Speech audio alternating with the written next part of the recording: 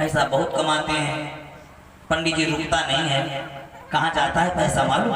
रामायण में लिखा है किसके घर जाती है लक्ष्मी। बहनों सुनो, लक्ष्मी जी किसके घर जाती है? सुख समृद्धि जिन सरिता सागर महु जाहि यद्यपि ताई कामना नाही।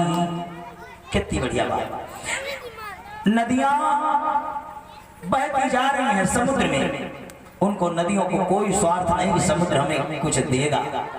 ठीक जैसे निस्वार्थ नदियां समुद्र में मिल जाती हैं जाकर, ठीक वैसे सुख और संपत्ति कहाँ जाती है भाई? जैसे ये सुख समृद्धि जाएगी कहाँ? तिमी सुख संपत्ति भी नहीं बोलाए और धर्मशील पही जाए सुहाए। सुख और संपत्ति कहाँ जाएगी? इसी सुख संपत्ति के लिए तो रात दिन दौड़े रहो, रात दिन मेहनत है सुख पाने के लिए, संपत्ति के लिए ना। तो ये जाएगी कहाँ? तिमी सुख संपत्ति दोनों चीज भी नहीं बोलाए, अरे धर्मशील पही जाए सुहाए। अब एक भैया बोला पंडित जी सुख समृद्धि आपने कहा धर्मशील के पास जाएगी, तो धर्मशील क्या है हम कैसे जान पावे? जो हम क्या करें जो हम धर्मशील हुई जाए और हमारे घर भी आने लगे सुख समृद्धि? तो हमने कहा धर्मशील के लक्षण भी रामायण में लिखे हैं। पहला धर्म बड़ा सरल है लेकिन कठिन बहुत है। सरल बहुत है लेकिन न करने वालों के लिए बहुत कठिन है। पहला धर्म परहित सरिस धर्म नहीं भाई, अरे पर पीड़ा सम नहीं अधमाई। मेरे भाइयों, मेरे नौजवानों, मेरे पिता समान बुजुर्गों, सुनो। पहला धर्म परहित सरिस धर्म नहीं भाई, परोपकार। पहला धर्म क्या है? सुख पाने का, समृद्धि पाने का, बड़ों का आदर, असहाय की सहायता। किसी गरीब कन्या का विवाह हो रहा हो, आप 1 रुपया की मदद न कर पाओ लेकिन उसके पीछे ठोको, कहो भैया हम आपके साथ हैं, जितने टाइम जरूरत लगे बुलाना, हम मदद करेंगे। आहा, तुमने धन का सहयोग नहीं किया लेकिन आपने तन का सहयोग कर दिया। तन का नहीं किया, अपनी वाणी से कह दिया वाह कितना बढ़िया काम, हम तुम्हारे साथ हैं। भैया ये वाणी भी बड़े बड़े काम करती है। वाणी का सहयोग देखना हो तो पहले, अब तो मकान सब पक्के बन गए, बुजुर्गों से पूछो पहले छप्पर रखे जाते थे और छप्पर रखते समय 20 लोग बुलाए जाते थे। उन 20 लोगों में 2-4 सोहदा होते थे, वो ताकत नहीं लगाएंगे, वो खाली नीचे खींचेंगे। लेकिन वो नीचे खींचना उनका, जहां लोगों ने कहा हाँ हाँ हाँ, अब ये नीचे खींचते रहे लेकिन हाँ जहाँ हुआ तो कम दे। हाँ, तो ये हाँ जो है ये बड़ी लाभदायक है। कोई तुमसे कहे भैया हम भागवत कराना चाहते हैं तो तुम 1 रुपया दे, लेकिन काका वाह बहुत अच्छा काम, शाबाश हम आपके साथ हैं, हाँ हाँ करो। अब आपकी हाँ उसका मनोबल बढ़ाएगी, काम तो हो जाएगा। अच्छा, किसी ने तुमसे कहा भागवत कराना चाहते हैं और तुमने ले वाणी का भी सहयोग नहीं देते, तुम कहा भागवत है मेरा कौन नहीं, आदमी अपना काम करो भागवत नहीं ले। अब उसका मनोबल गिर गया, करेगा वो उसी समय पर, काम उसका होगा, लेकिन तुमने अपना धर्म भ्रष्ट कर दिया क्योंकि तुमने विघ्न डालने का पूरा प्रयास किया। अच्छा, तुम अगर हाँ कह देते क्या चला जाता? बोलो, यही तो आदत सुधारनी है। तुम उसका मनोबल बढ़ा सकते थे। भागवत हो, यज्ञ हो, गरीब कन्या का विवाह हो, कोई भी धर्म संबंधी कार्य हो, तुम उसकी पीठ ठोको, ये हाँ हमारे जीवन का बहुत उपयोगी है, हाँ हाँ हाँ हम आपके साथ हैं। देखो कि कितना आनंद, और आपको इतना सुकून मिलेगा किसी की मदद करने के बाद, तो आपकी आत्मा ही जाएगी, परम संतुष्टि मिलेगी आपको। अब हुआ क्या? पहला धर्म परहित सरिस धर्म नहीं भाई, पर पीड़ा सब नहीं अदमाई पहला। और दूसरा धर्म बड़ा सरल है लेकिन तुम्हारे लिए बहुत ही कठिन है। क्या है दूसरा? धर्म दूसर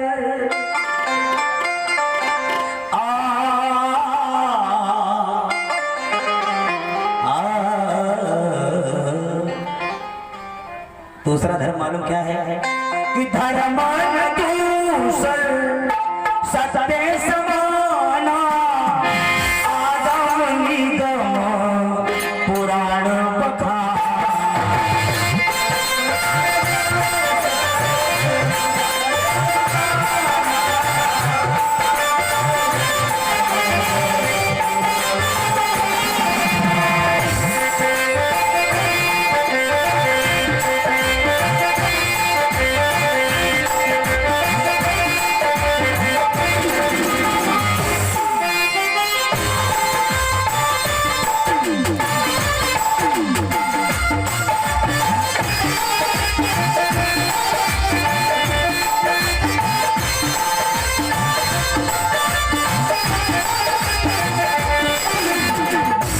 भैया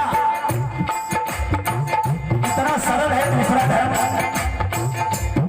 इतना सरल है कि करना करे फिर भी नहीं पड़ेगा। अधिक से अधिक प्रयास करो कि हमको झूठ बोलना न पड़े। सुख समृद्धि पाने का एक तरीका है, अधिक से अधिक प्रयास करो कि हमको झूठ बोलना न पड़े।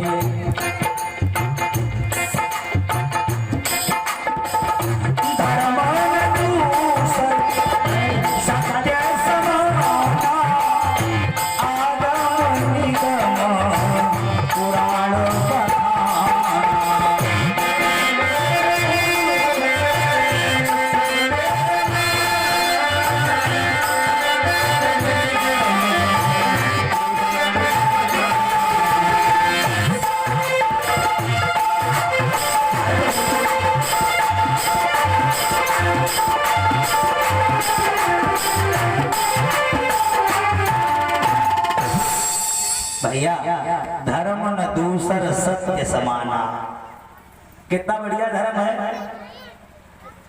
प्रयास करो अपने जीवन में, प्रयास करो कि हम अधिक झूठ बोलना न पड़े। और दुई जगह झूठ बोल दो तब भी आपको कोई दोष नहीं। दुई जगह कहाँ कहाँ किसी की जान बच रही हो बोल दो, झूठ बोल दो।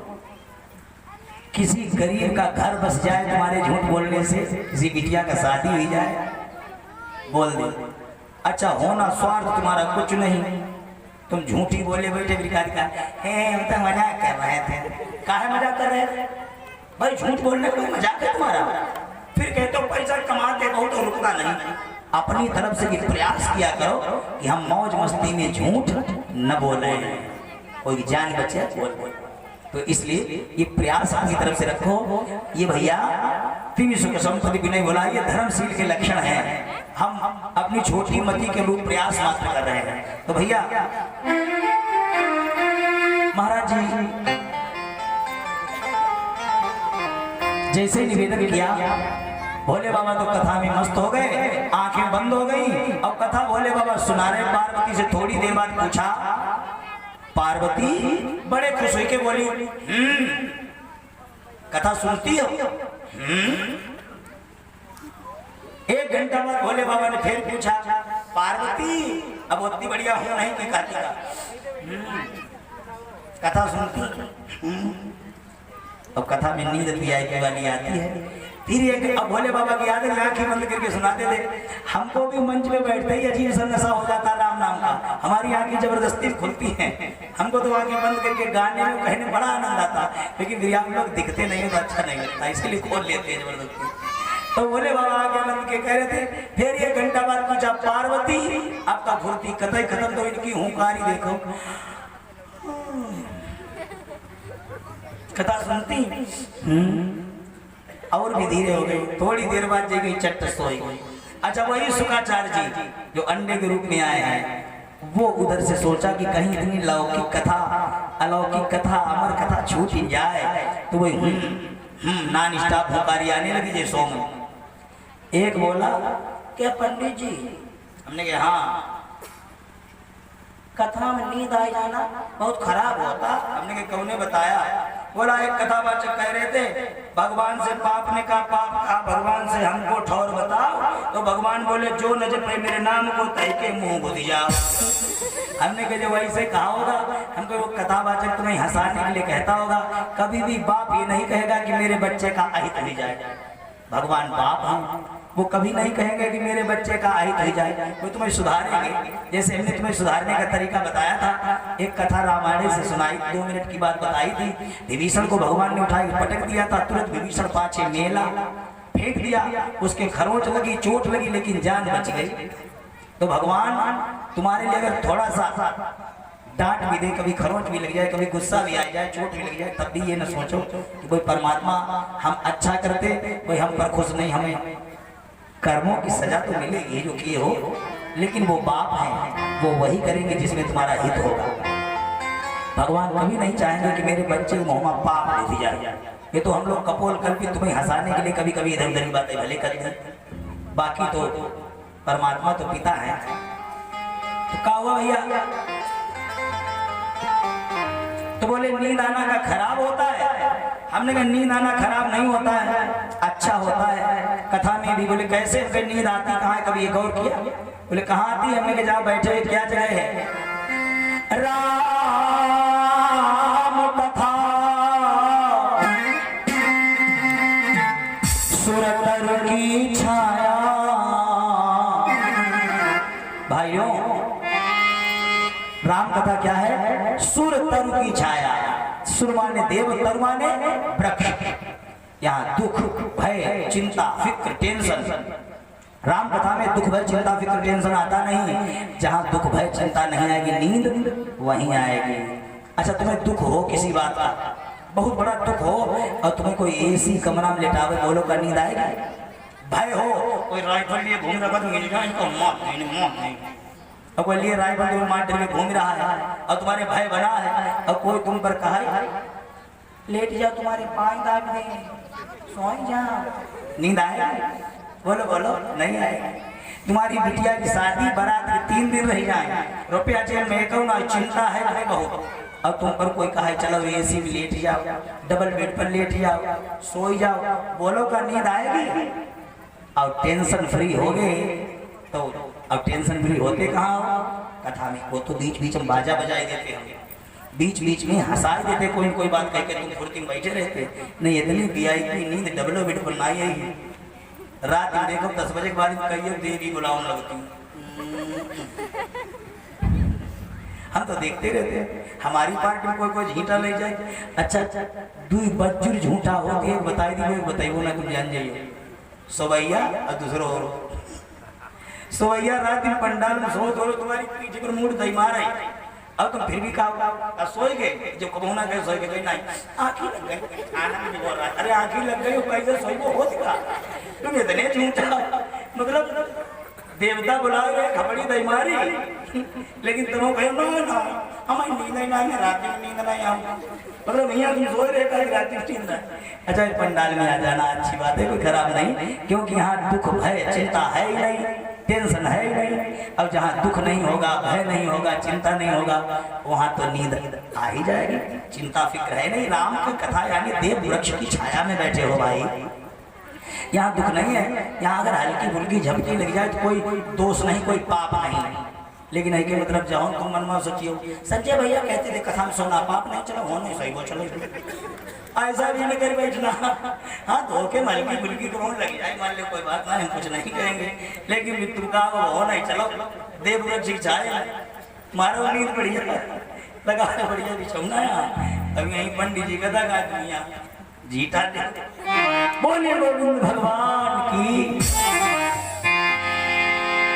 जैसे ही कथा विश्राम और भगवान ने जयकारा लगाया, बोलिए भागवत भगवान की जयकारा लगा, एकदम चौंक पर बोले बाबा, बोले बाबा कथा सुनाओ।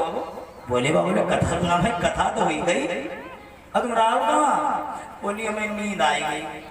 नींद आई गई? कथा किसने सुनी? कथा किसने सुनी? रसूल। हमने कहा था सबको भगा के आना, बोला महाराज हम तो सबको भगा के आए थे।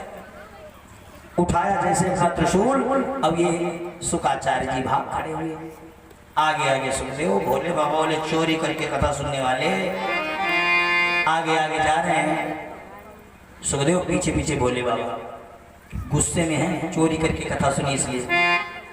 सुखदेव भगवान ने सोचा हर जगह जगह भागा वो सुख, पर उसको कहीं ना विराम मिला।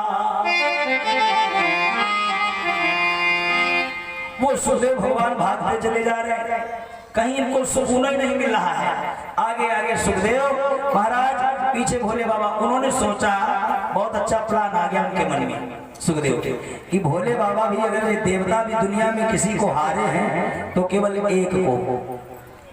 देवता मालूम किसे डरते हैं? तुम्हें सबको देवता लगेगा, समझी? हम लोगों ने बात छोड़ो, अमन नाराज की बात नहीं, तो तुम्हारे लिए पावर की बात है, ये तो तुम्हारे लिए सौभाग्य की बात है कि सत नारी का सत बलवान की सत से हार गए भगवान। भगवान हारे हैं तो किसको? सतियों को। अनुसुईया को तो जानती हो ना, तुम्हारे डिपार्टमेंट माता अनुसुईया ने डाल दिया पालना, झूल रहे तीनों देव बन कर के लालना। ये पावर है आपने। भगवान जब जब पृथ्वी पर आए तब उन्हें माँ की जरूरत पड़ी, आपने वो पावर है। सतियों में 3 सजावट देश का सती संत और सूर, और 3 लजावट देश का कपटी कायर क्रूर। संत हमारे देश की धरोहर है, सतियां हमारे देश का गौरव है। सूरवीर तुम यहाँ सो रहे हो, वो अपना बॉर्डर पर अपना जीवन खतरे में डाल के तुम्हें सुलाने के लिए हमारे देश की रक्षा कर रहे हैं। हम ऐसे देश में जन्मे हैं जो आज भी सतियों का देश माना गया। हमारे देश में ऐसी ऐसी देवियां हुई जिन्होंने भगवान को उंगली पर नचाए दिया, हम वहां जन्मे हैं हमारे देश में। और सती कोई बहुत बड़ा काम नहीं है, लेकिन तुम्हारे लिए कठिन है। एक चौपाई में बताया है कि एक ही धर्म एक व्रत नेमा,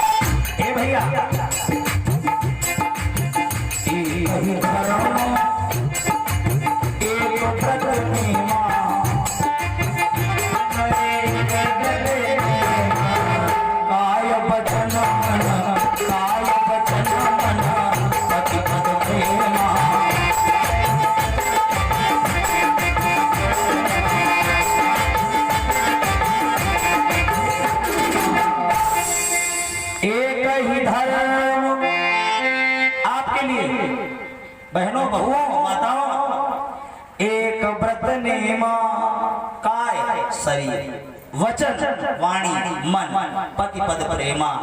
आप एक बार कथा सुनने ना आओ, अगर तुम्हारे घर में कोई मना कर दे, तुम्हारे भोले बाबा, तो तुम ना आओ, कोई बात नहीं, हम कुछ नहीं कहेंगे।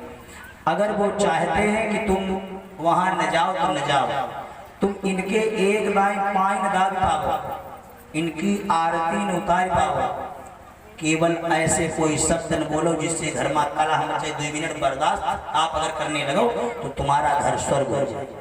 सबसे बड़ी यही सेवा है, वाणी की सेवा करो। घर में छोटी छोटी बातों पर बहस नहीं होनी चाहिए।